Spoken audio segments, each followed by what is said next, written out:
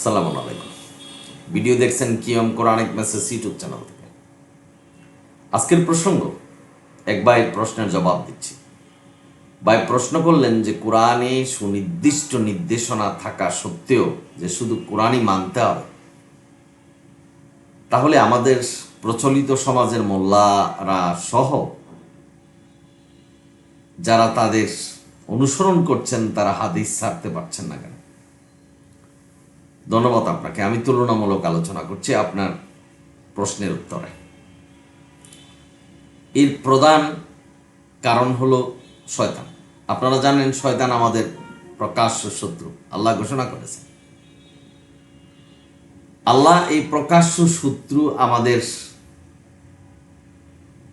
কাছে পাঠিয়েছেন এবং এই শয়তানকে কিভাবে দূরে তাড়াতে হবে, শয়তানের ওয়াসওয়াসা থেকে কিভাবে আমরা মুক্ত থাকতে পারবো, এই ব্যাপারে কোরআন আয়াত দিয়েছেন। রাব্বি আউযুবিকা মিন হামাযাতিশ শায়াতিন ওয়া আউযুবিকা রাব্বি আইয়াহদুর। মানুষ কিন্তু এই দোয়া পাঠ করছেন না। মানুষের বানানো আউযুবিল্লাহি মিনাশ শাইতানির রাজিম এই দোয়া পাঠ করছেন, যার জন্য শয়তান মানুষের কাছ থেকে যাচ্ছে না। শয়তান জানে যে কোরআনের পরিবর্তে যদি অন্য কিছু মানানো যায় তাহলে মানুষ জাহান্নামে যাবে। কারণ শয়তান প্রতিজ্ঞা করেছিলেন আল্লাহর কাছে যে তোমার বান্দাদের অধিকাংশকেই আমি জাহান্নামী করব। কিন্তু আল্লাহ ঘোষণা করেছিলেন যারা আমার বিধান মানবে তাদেরকে তুমি কিছুই করতে পারবে না। তার মানে আল্লাহর শিখানো দোয়া আমরা পাঠ করছি না, শয়তান আমাদের ভিতর থেকে যাচ্ছে না। এই শয়তান জানে যে শুধু কোরআন মানলে মানুষ জান্নাতে যাবে, তাই কোরআনের সাথে মানুষকে অন্য কিছু মানাচ্ছেন, হাদিস মানাচ্ছেন, কোরআনে নেই এমন বিধান মানাচ্ছেন। এই শয়তানের কারণে মানুষ হাদিস ছাড়তে পারছেন না। দ্বিতীয় কারণ হলো অজ্ঞতা। মানুষ দুনিয়াতে ডাক্তার, ইঞ্জিনিয়ার সবকিছু হচ্ছে, সর্বোচ্চ ব্রেন প্রয়োগ করে ব্যবসা করছেন, উপার্জন করছেন, কিন্তু আল্লাহর বিধান কোরআন নিয়ে গবেষণা করছেন না। কোরআন সম্পর্কে সম্পূর্ণ অজ্ঞ থাকলেন। কোরআনে আল্লাহ কি নির্দেশনা দিয়েছে, কি নির্দেশনা পালন করলে জান্নাতে যাওয়া যাবে, এই বিষয়টা জানে না, তার মানে অজ্ঞ। আমাদের প্রচলিত মোল্লাদের উপর নির্ভর করছে, তারা যা বলছেন সেটাকেই ধর্ম হিসাবে মানছেন। তার মানে আল্লাহর পাঠানো সেই ঐশী গ্রন্থ কোরআন সম্পর্কে জানে না, তার মানে অজ্ঞ। এই অজ্ঞতার কারণে হাদিস ছাড়তে পারছেন না। 3 নম্বর হলো ব্যবসা। অনেকেই ধর্ম নিয়ে ব্যবসা করছেন, বই পুস্তক লিখছেন, কোরআনের পরিবর্তে কিতাব লিখছেন, চটি বই লিখছেন, পত্রিকা লিখছেন, সেগুলি বিক্রি করে টাকা উপার্জন করছেন। সংক্ষিপ্ত পথ দেখাচ্ছেন যে এই পথ অনুসরণ করলে জান্নাতে যাওয়া যাবে। ওয়াজ নসিহত করছেন, লক্ষ লক্ষ টাকা দিয়ে ওয়াজ করতে মোল্লাদেরকে দাওয়াত করছেন। তারা কোরআনের একটি কথা বলে হাদিসের 99টা কথা বলছেন। শর্টকাট রাস্তা দেখাচ্ছেন, কৌশল খাটাচ্ছেন যে আপনাদের বাচ্চাদেরকে কোরআন মুখস্থ করান, তাহলে আপনার ফ্যামিলির 10 জন মানুষকে তারা সাফায়াত করে জান্নাতে নেবে। এমন মানুষ যারা জাহান্নামী হয়ে গেছে তাদেরকে সাফায়াত করে জান্নাতে নিতে পারবে। লোভ দেখানো হচ্ছে। হাদিসে বলছে যে হাফেজরা সাফায়াত করতে পারবে, অথচ কোরআন বলছেন কোনো মানুষের সাফায়াত গ্রহণ করা যাবে না। সূরা বাকারার 123 নম্বর আয়াত। এবং কোনো নবী রাসূলরা সাফায়াত করতে পারবে না। এই লোভ এবং কৌশল দেখিয়ে মানুষের অনুভূতিকে কাজে লাগিয়ে, দুর্বলতাকে কাজে লাগিয়ে ধর্ম দিয়ে ব্যবসা করছেন। এমন কথা বলছেন যে কবরে কি প্রশ্ন করা হবে, মোল্লারা সেই প্রশ্নেরও প্রশ্ন বলে দিচ্ছেন। যার জন্য এই লোভে পড়ে, অর্থাৎ জান্নাতে যাওয়ার জন্য মানুষের আনুগত্য করছেন, কোরআন ছেড়ে হাদিসের অনুসরণ করছেন, যার জন্য হাদিস ছাড়তে পারছেন না। বা বোনেরা, আপনারা যারা শুনছেন, আরেকটা হলো বিভাজন।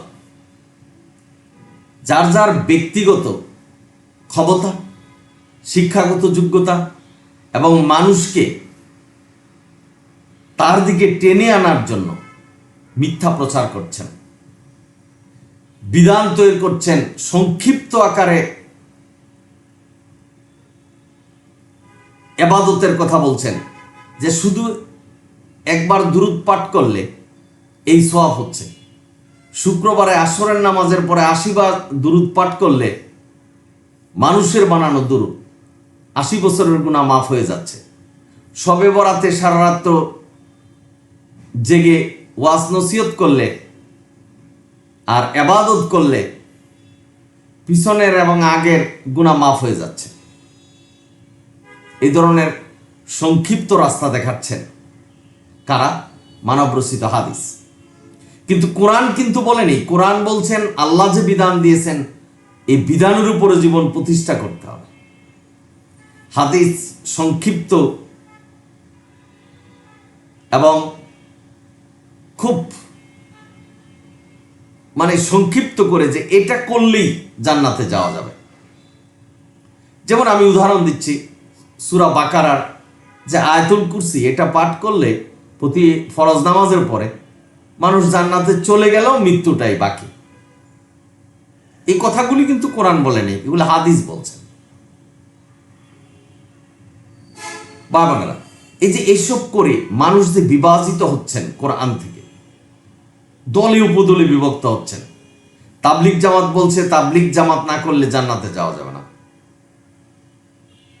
যেমন মাযহাব, সুন্নি, হাম্বলি, মালিকি, সাফি, এক এক মাযহাব এক একভাবে ইবাদত করছেন, বলছেন যে এই মাযহাবের মানুষ জান্নাতে যাবে।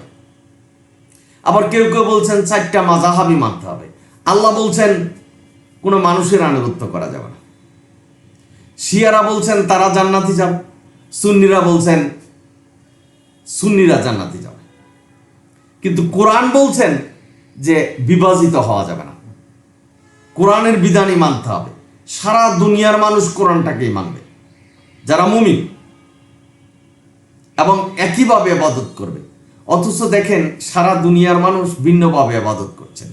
এমনকি একটা দেশে এক এক জেলায় যাবেন, এক এক ডিস্ট্রিক্টে যাবেন, এক এক রকম ইবাদত করছেন। শত শত মানুষ তাদের নিজস্ব বিধান দিচ্ছেন। যেখানে কোনো বিধান নেই যে কুরবানি ভাগে দেওয়া যাবে, সেটাও দিচ্ছেন। 3 ভাগ করছেন। নামাজ, রোজা, হজ, যাকাত আল্লাহ যেভাবে কোরআনে বলছেন সেভাবে করছেন না। 2.5% যাকাত দিতে হবে, কোরআনের কোথাও লেখা নেই, কিন্তু হাদিস সেটাকে বলছেন। তার মানে বিভাজিত হচ্ছে। এই বিভাজিত হয়ে মানুষ অন্ধ এবং বধির হচ্ছে, কোরআন থেকে দূরে সরে যাচ্ছে। এই বিভাজনের কারণে হাদিস ছাড়তে পারছেন না। অর্থাৎ মানব রচিত হাদিস তার আঁকড়ে ধরে জীবনকে প্রতিষ্ঠা করছেন এবং ভাবছেন যে আমরা জান্নাতে যাব। আর সর্বশেষ হলো সংসদ, অর্থাৎ কি করব, কিং কর্তব্য বিমূঢ়। আমরা কি শুধু কোরআনই মানব, না কোরআনের সাথে হাদিসও মানব? এই একটা সংশয়ের ভিতরে, এরকম একটা দ্বন্দ্বের ভিতরে মানুষ আছে অনেকেই। প্রায় 90% মানুষ এরকম, যে শুধু কোরআন মানলে কি আমরা জান্নাতে যেতে পারবো? এটা তো খুব সংক্ষিপ্ত ইবাদত। আল্লাহ বলছেন শুধু কোরআন মানতে, এটার ভিতরে সংশয়। সন্দেহ আছে। আল্লাহ বলছেন সন্দেহ করা যাবে না, যে মুমিনদের জন্য এটা নির্দেশনা, তোমাদের কোনো সন্দেহ নেই, এই কিতাব আল্লাহর কাছ থেকে এসেছে। আল্লাহর এই কথাকে বিশ্বাস করতে পারছেন না, জোরালোভাবে নিতে পারছেন না। যেহেতু আমাদের প্রচলিত মোল্লারা বলছেন হাদিস মানতে হবে, হাদিস না মানলে জাহান্নামে যেতে হবে, কাফের হয়ে যাবেন। অথচ কোরআন বলছেন সূরা মায়দার ৪৪ নম্বর আয়াতে, যারা শুধু কোরআনই মানে না তারা কাফের, জাহান্নামে যাবে। আল্লাহর এই কথা মানতে রাজি না। মোল্লারা যা বলছেন যে মানব রচিত হাদিস না মানলে কাফের হয়ে যেতে হবে, সেই কথাই মানছেন। এখানে মূলত শয়তান এবং সংশয়, অর্থাৎ কি করবে মানুষ এটা বুঝতে পারছেন না।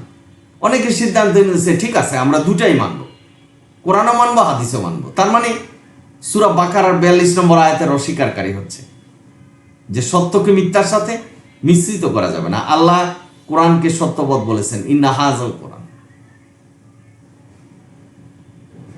বন্ধুরা যারা শুনছেন আশা করি বুঝতে পেরেছেন, এবং বিশেষ করে যিনি প্রশ্ন করেছেন, এর জন্য মানুষ হাদিসকে ছাড়তে পারছে না। জন্মের পরেই আমরা এই বুখারী শরীফ, মুসলিম শরীফের কথা এখন শুনে আসছি, এবং মক্তব থেকেই এই শিক্ষা দান করছেন। বড় হয়ে সেটার দিকে দাবিত হচ্ছে। নিজে একটু চিন্তা গবেষণা করে দেখছেন না যে আসলে কি কোরআনই আমাদের ধর্ম, না বুখারী শরীফ, মুসলিম শরীফ আমাদের ধর্ম? কোনটা আল্লাহর কাছ থেকে এসেছে, কোনটা এই দুনিয়াতে এসে পরিবর্তন হচ্ছে? আল্লাহ কোরআনকে বলছেন যে এটা আল্লাহ সংরক্ষণ করছে, তো পরিবর্তনশীল নয়। কোনো মানুষের সাধ্য নেই এটা একটা অক্ষর পরিবর্তন করার। কিন্তু হাদিস, লক্ষ লক্ষ হাদিস জাল। একটা কোরআনের আয়াত কি আপনি বলতে পারবেন যে এই আয়াতটা জাল? অথচ যারা হাদিস মানছেন তারাই বলছেন লক্ষ লক্ষ, ৩.৫ লক্ষ হাদিস জাল।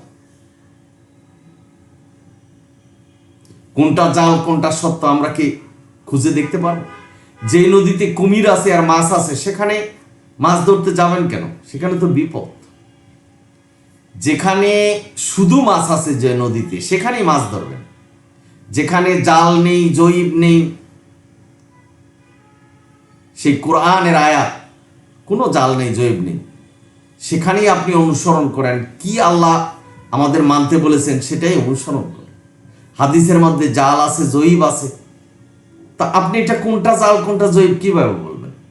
আজকের সমাজে মানুষ, মোল্লারা বলছেন যে এটা নবী বলে গেছেন, কিন্তু কি প্রমাণ আছে যে সেটা নবী বলে গেছেন?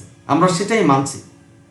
সুন্নতের সরাসরি, এটা সুন্নত, বসা সুন্নত, খাওয়া সুন্নত, 3টে খেজুর চা খাওয়া সুন্নত। এখন যে টুপি আর পাঞ্জাবি পড়তে পারে সেও নবীর নামে একটা মিথ্যা কথা বলে ফেললেন যে নবী এ কথা বলে গেছেন, এটা নবীর সুন্নত। অথচ আল্লাহ বলছেন সুন্নত বলতে কোনো কিছু নেই।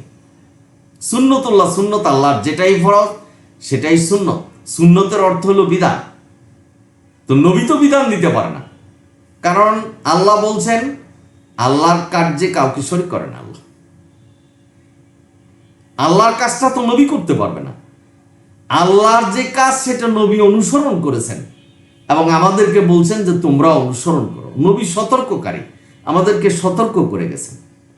নবীর নামে মিথ্যা বলছেন যে নবী আমাদের হুকুমদাতা। বুখারী শরীফ, মুসলিম শরীফ, এই নবী বাণী, এটা কোরআনের মতো করে মানতে হবে। কোরআনও যদি মানি তাহলে, হাদিসও যদি মানি তাহলে তো শিরক করছি। এই কথাটাই বুঝতে পারছেন। সুতরাং এইসব কারণেই মানুষ হাদিস ছাড়তে পারছেন না। অনেকে ব্যবসা করছেন আর অনেকে তার কথাকে শুনে তার অনুসরণ করছেন। যেমন মোল্লারা বলছেন হাদিস না মানলে কাফের হয়ে যেতে হবে, সেটাই বিশ্বাস করে বসে আছেন। অথচ কোরআন যে আল্লাহ এক এবং আল্লাহর বাণী কোরআন এক, সেটার সাথে কোনো বই, কিতাব, হাদিস যদি একসাথে করেন তাহলে শিরক করা হবে। এই বিষয়টাই বুঝতে পারছেন। আপনারা সকলেই ভালো থাকবেন, সুন্দর থাকবেন, কোরআনের পথে থাকবেন, এতটুকু অনুরোধ করছি।